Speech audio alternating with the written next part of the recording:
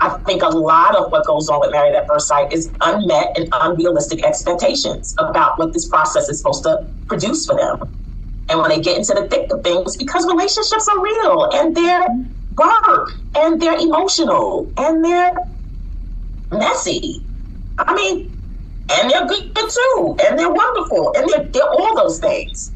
And I just don't think that the show gives them the opportunity to explore the reality of what relationships can be. You're just thrusting them right into a crock pot, a pressure cooker. Yeah, and they spend so much time saying, "Are you ready?"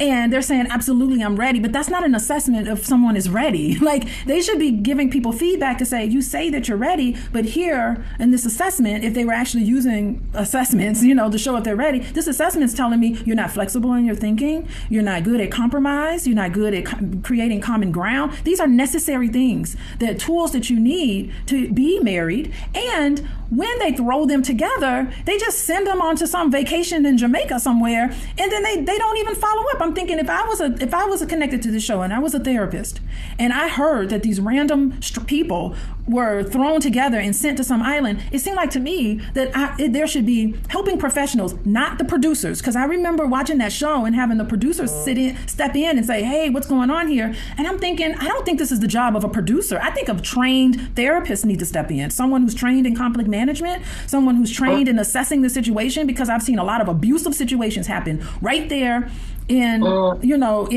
Mexico or in Bahamas or wherever they send them on these vacations.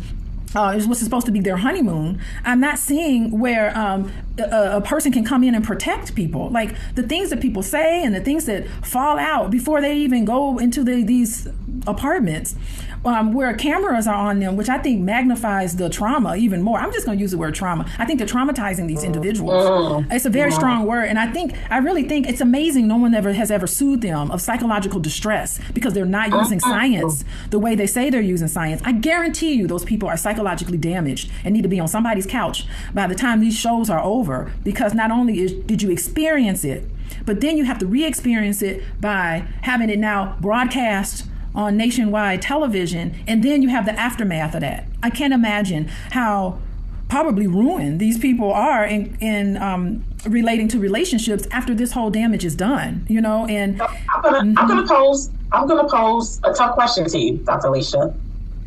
At what point do you put the accountability on the person making the choice to be on these shows? At what point do you hold them responsible for themselves and these outcomes?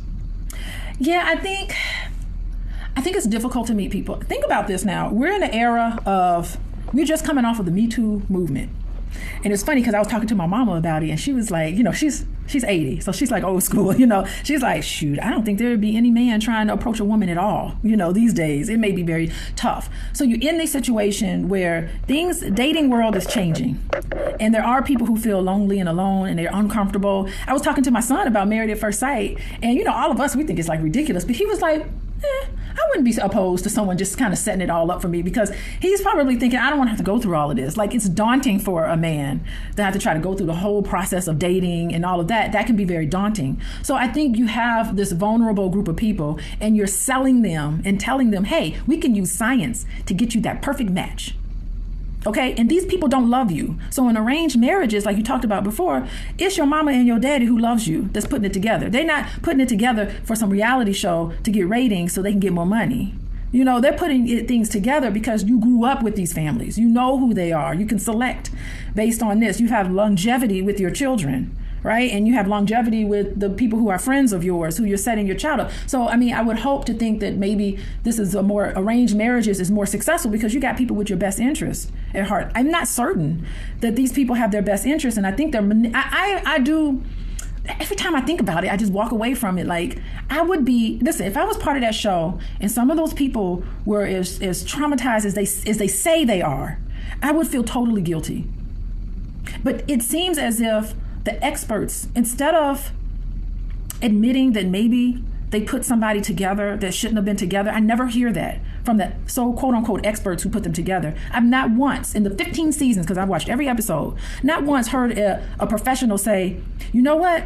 I thought this was a good match for you, but you know what? I was wrong. They have never said that. Pastor Cal and all those people, they say, well, the reason why it's not working is because you figure it out and you do this and you do that. They're being defensive. And whenever I see that, it just steams me up and it bothers me. And that's the reason why I really want to talk about this, because Pastor Cal, at any moment, they could step in, even if they don't understand conflict resolution. They should step in and film an expert coming in and actually teaching them about conflict resolution and being there with them and coaching them along. That would have been a beautiful way, even if the marriage dissolved itself in divorce, right? At least these people can walk away knowing that they processed it, that they understand what happened, and not just kind of like on decision day, just look on people's faces, the pain in their eyes, they're crying, there's tissue everywhere, they're so sad, their heart is broken, and it's all filmed. They need to take accountability for their part in setting themselves up with somebody who I don't think should be in a relationship with anybody.